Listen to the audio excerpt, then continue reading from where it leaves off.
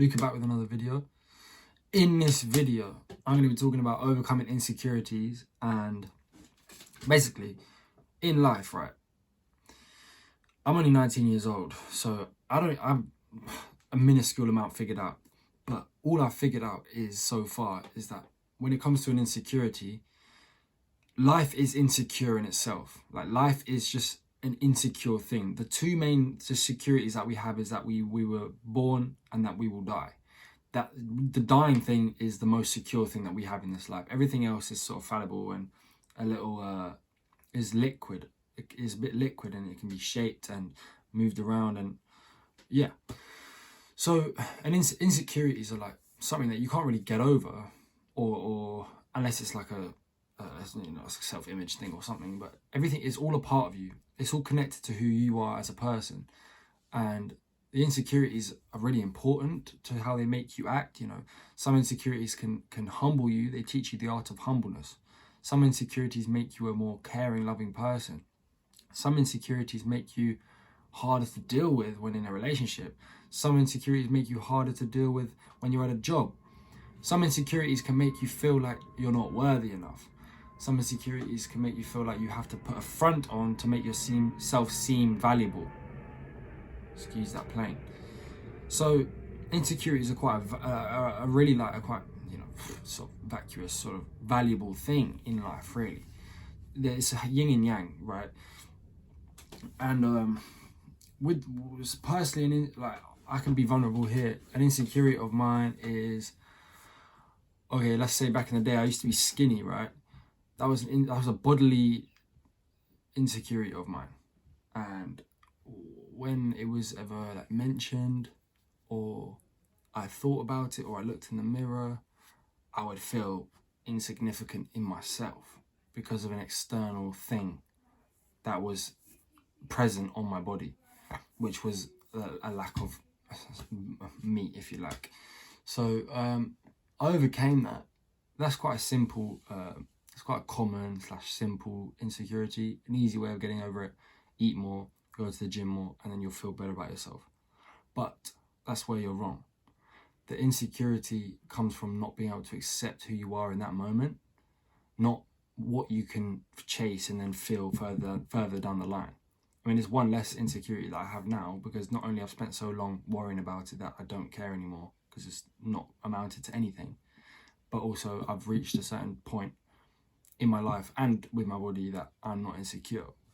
So it's like when we diagnose our insecurities, we have to think where they are coming from, why they are present, why we are having to fight against them and not accept them for what they are. You know, nobody is perfect. The most gleaming, glamorous people can have insecurities. Everybody has them. So it doesn't matter who you are, who you're dealing with, who you're admiring who you're looking up to. They have an insecurity, if not multiple. So it's just something that makes us ourselves, and we have to learn to accept them. You know, work on ourselves, go to work on ourselves, but then again, accept it for how it is in the present. Because if we don't, then we're going to have problems with accepting ourselves and self-love. So we need to learn how to just accept them. And the thing with, like, say an insecurity of yours is it could have been put upon you. Say, like, you've been cheated on in a relationship, like somebody has been unfaithful to you in a past relationship, and it hurt you deeply, broke your heart, if you like, and you had to leave that person, and it left a huge scar on you. That insecurity of that possibly happening again is going to be carried out throughout your relationships, and without, you know, resolving that sort of traumatic experience, you're going to carry that with you throughout your relationships, and it's going to torment you and haunt you. So it's all about diagnosing them and then trying to work your way around them and overcome them in some sort of way. And I think that is really important. Get it down on paper and list various things that you can do to see it in a different light. Yeah, that one's a tricky one, I think, because something that's been induced is all the more real. When we have an insecurity within our mind, it's sort of like it's slightly dissolvable. Like it's like a lingering mist rather than a solidified object. Like, wow, that person fucked me over. Like, that person did me in, and now I've got that scar. I've got that rock in my throat and my heart, and it's haunting me throughout my other relationships.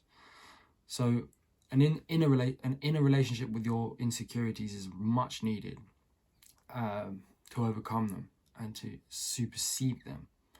We've got to plant the seed of acceptance within ourselves to be happy and accept where we are in life now, accept all the insecurities that we've overcome already, accept all the things that we've been through and overcome and overthrown. So I think it's all about acceptance and appreciation for where we are now. Insecurity is always going to be a part of your life. It's just life. But yeah, just take care of yourself. Diagnose the problem, think about it, speak about it, write about it, and soon you'll come to a conclusion of why that reason that you're feeling in a certain way is not a tangible reason.